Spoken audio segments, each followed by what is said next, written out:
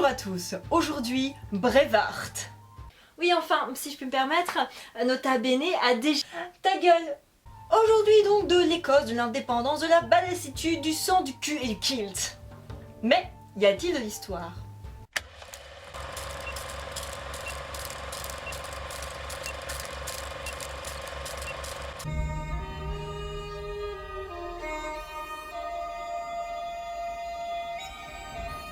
Pour les personnes qui n'auraient pas vu Braveheart, faites-le. Non, je déconne, mais vraiment faites-le. 1280, c'est l'histoire de William Wallace, un chouette écossais qui a perdu sa mère, son père et sa femme. On part donc sur un bon bail. Puis viennent les Anglais qui décident que bon, les Écossais ils peuvent pas être indépendants. Et comme ils sont méchants, Willy crée sa team et veut que l'Écosse, eh bien, elle soit indépendante. Mais tout ne se passe pas comme prévu. Il était bien mon résumé ou pas? William Wallace, le petit orphelin qui devient badass. Comme je vous le disais au début, William avait déjà pas de mère et en plus il perd son père, ce qui le rend orphelin. C'est pas un spoil, hein, on a à peu près 10 minutes du film. Et il se trouve que le petit Willy va être confié à son oncle qui, ça tombe bien, est un ecclésiastique et donc va lui apprendre le latin, ce qui est pas mal pour un petit gars du XIIIe siècle. Puis il se marie en retournant en Écosse et sa femme se fait sauvagement égorger par un Anglais. Et alors que William Wallace n'aimait pas la violence, eh bien il finit par botter des culs, couper des têtes, défoncer des crânes et égorger les gens dans leur chambre en rentrant à cheval. Oui, on est sur un changement assez brutal. Fallait pas buter ma femme, putain! Alors pour ce qui est de son enfance, historiquement parlant, c'est compliqué. Hein. On sait qu'il est né dans les années 1270 dans le comté de Yorkshire, mais que contrairement à ce que dit le film, il ne serait pas fils de paysan, mais plutôt fils d'un chevalier de petite noblesse, ce qui le rend du coup un tout petit peu plus crédible pour sa cause. Je vous le disais au début, donc il a été confié à son oncle, qui en effet, historiquement parlant, était un ecclésiastique, et lui a appris le latin. On parle ici de la tradition du fosterage, qui est donc de confier l'éducation d'un enfant à quelqu'un d'autre, tout simplement. Par contre, le fait qu'il ait voyagé un peu partout, ça on n'en sait rien, historiquement parlant, c'est le flou total. Le reste, on le sait bien du ménestrel Harry l'aveugle, qui en plus d'avoir un nom qui donne pas du tout confiance, hein, eh bien vous savez très bien que l'histoire et la profession de ménestrel, ça va pas ensemble en fait, hein. Surtout lorsque Harry l'aveugle raconte les exploits de William Wallace 2 siècles plus tard. Donc c'est pas un contemporain quoi.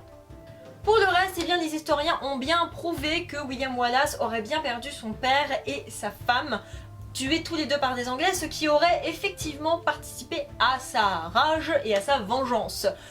Donc bon point pour le film, sauf que la femme ne s'appelle pas Morane mais Marion. C'est dommage, on était à ça. Hein. Édouard le Sec, un connard. Alexandre III d'Écosse meurt sans enfant. On décide alors de marier sa fille Marguerite à Édouard Ier d'Angleterre, mais elle meurt très peu de temps après. Les Balliol et les Bruce, dont on va parler plus tard, sont donc 2 familles très importantes d'Écosse qui vont essayer d'en profiter pour avoir la couronne.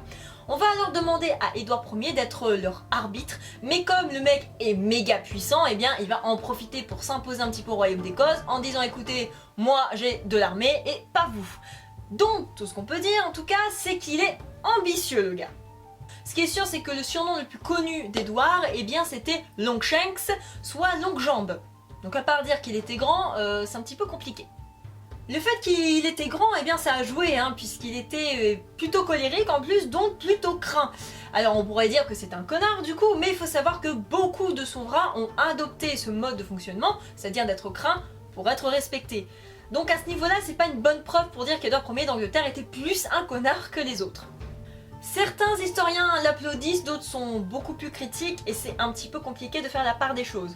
Ce qui est sûr en revanche, c'est qu'Édouard Ier d'Angleterre, il aimait pas trop les Écossais parce que les révoltes, c'était pas son kiff. Hein. Par exemple, en 1294, au port de Berwick, il va tuer 12 000 Écossais sur 15 000 habitants. On peut dire que c'était un massacre, effectivement. Et en plus, il va vouloir humilier les Écossais en prenant leur pierre de la destinée extrêmement importante pour les rois d'Écosse et en la transformant à Westminster. Faire ça, c'est vraiment provoquer les Écossais pour le coup. Par contre, non, hein, Édouard n'est pas mort en même temps que Wallace, hein, on n'est plus sur une belle beauté symbolique du film, hein, bien évidemment.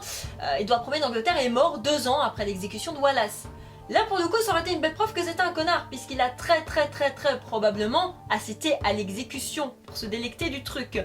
Mais il faut savoir qu'à l'époque, regarder une exécution c'était équivalent à regarder un match de football. Donc voilà, la prima nocte, ça a existé. On parle plutôt ici de droit de cuissage, et vous savez quoi? C'est compliqué! Ce droit aurait réellement existé, puisqu'on a des traces par-ci par-là, mais c'est beaucoup plus tardif, 16e, voire 18e siècle. L'historienne du CNRS Marguerite Gonon pense même que le droit de cuissage, eh bien, ça correspondait plus au Moyen-Âge à la cuisson du pain. Donc bravo Mel, tout ton Sénat est foutu en l'air pour avoir mis en place un truc qui aurait probablement jamais existé au temps de William Wallace. Mais c'est plus tragique, je suppose. Est-ce que les Écossais ont vraiment gagné autant de batailles que ça contre les Anglais? Ça commence en 1297, il va d'un côté tuer la garnison de l'Arnaque et il aurait effectivement effectué un siège à Dundee, même si on n'est encore pas très sûr. Et puis effectivement il va aller à Stirling et il va gagner, comme le dit très bien le film. Sauf que c'est pas en pleine cambrousse du tout, là ici on parle d'un pont, et c'est ce pont qui va rendre William Wallace célèbre. Pourquoi, vous allez me dire? Eh bien parce qu'elle s'est rendu compte que bon, les Anglais ils étaient quand même vachement supérieurs en nombre et en technique, et donc ce qu'il va faire, eh bien c'est qu'il va faire passer à peu près 20 000 Anglais sur le pont, et après avoir bidouillé ce dernier, tous les Anglais vont s'écrouler dans la fosse, et une bonne partie vont mourir. Donc William Wallace a eu une très bonne idée sur ce coup-là. William Wallace avait une véritable tactique de guerre, notamment cette fameuse phalange qu'on voit dans le film, qu'on appelle plutôt Chilton en Écosse. Donc cette phalange, eh bien, elle est inspirée de l'Antiquité, c'est par exemple Alexandre le Grand qui l'utilisait, c'est-à-dire de dresser des pics contre l'ennemi pour que ceux-ci s'embrochent. Sauf qu'ici, ils sont en bois, alors que dans la réalité historique, il y avait sûrement des bois en métal, ce qui était un petit peu mieux. Mais en tout cas, vous allez quand même avouer que embrocher 2000 Anglais, c'est quand même un petit peu plus efficace que de foncer comme des cons contre l'ennemi, parce que ça, non, c'est pas une tactique de guerre, à part si tu veux te faire massacrer. Mais bon, l'année d'après, le roi intervient et ils se sont fait défoncer en 1298, ce qui prouve bien que les Écossais, bon, ils pouvaient pas éternellement gagner contre les Anglais. Mais vous allez me dire, mais attends, il y avait les Irlandais avec les Écossais. Non mais sérieux quoi, les Irlandais, historiquement parlant, ça n'a aucun sens. Donc à part le grand courage des Écossais qu'on peut pas vraiment nier, leur chance a surtout été que le roi d'Écosse a mis un temps infini avant de s'occuper de leurs affaires, parce qu'à partir du moment où il est arrivé, c'était fini, totalement, vraiment. Robert de Bruce, gentil ou méchant? Robert de Bruce, c'est qui déjà? Eh bien, comme je le disais au début de l'épisode, il fait partie de la famille Bruce, qui est prétendant à la couronne d'Écosse, d'où le fait que son papa lépreux lui demande de la récupérer. Pourquoi sa famille était aussi fluctuante, genre je suis pour, je suis contre, etc.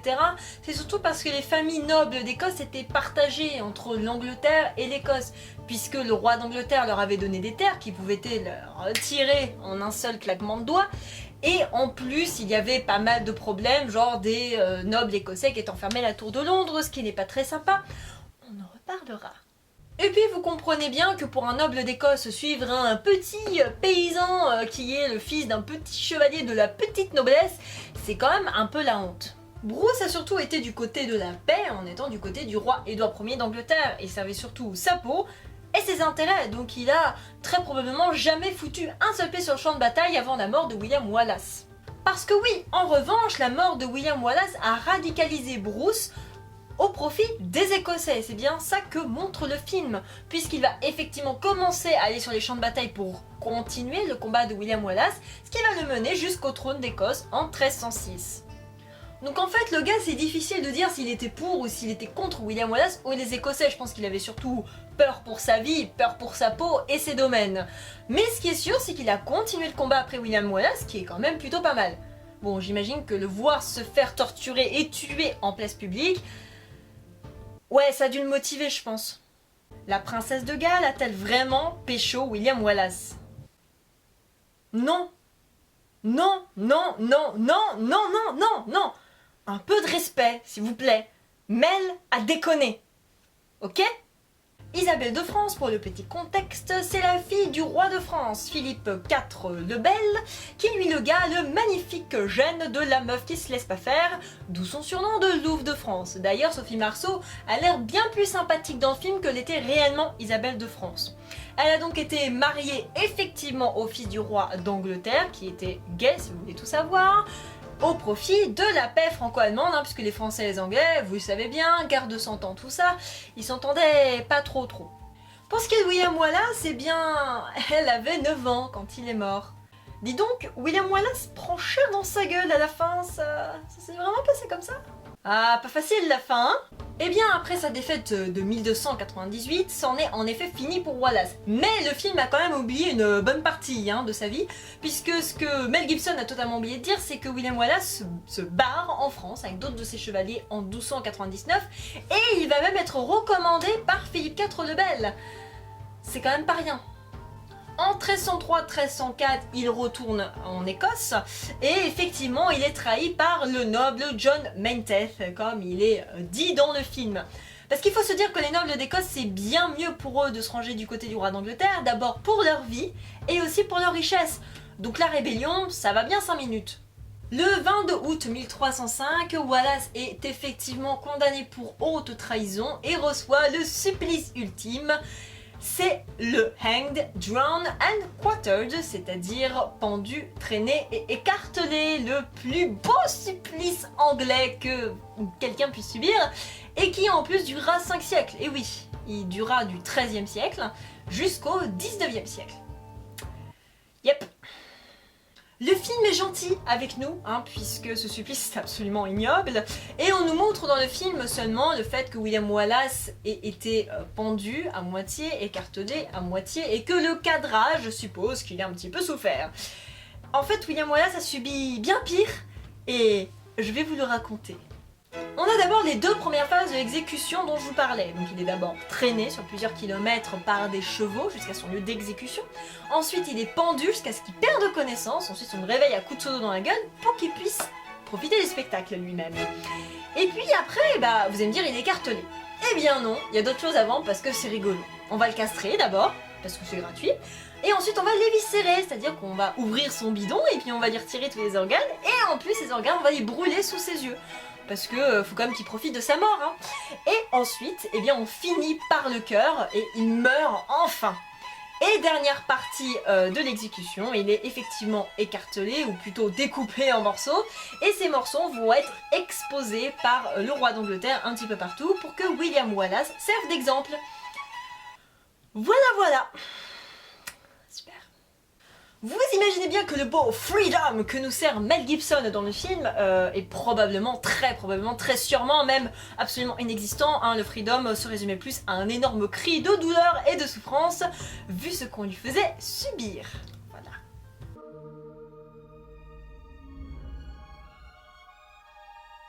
Verdict, eh bien, je n'ai pas relevé toutes les incohérences du film puisqu'il y en a beaucoup. Mais en tout cas, les principales foutent quand même le scénario en l'air, ce qui est un petit peu con. Malgré tout, on apprécie le film pour sa musique, son ambiance, son univers, ce sentiment de liberté, cette badassitude, parce qu'en fait Mel Gibson s'est surtout intéressé au Wallace légendaire et non pas au Wallace historique.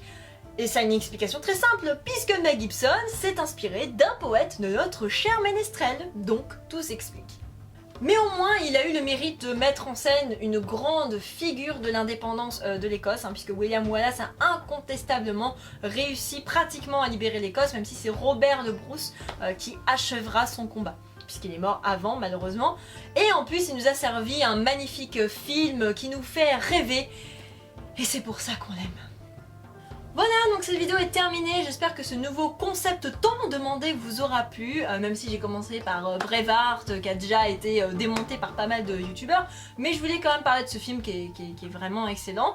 J'espère en tout cas que la vidéo vous aura satisfait, mais évidemment n'hésitez pas à me donner des idées, des suggestions, quelques petites choses qui pourraient améliorer le contenu, puisque je commence et donc je tâtonne un petit peu, j'ai pas encore vraiment de cadre un petit peu particulier, à part mon bureau par exemple.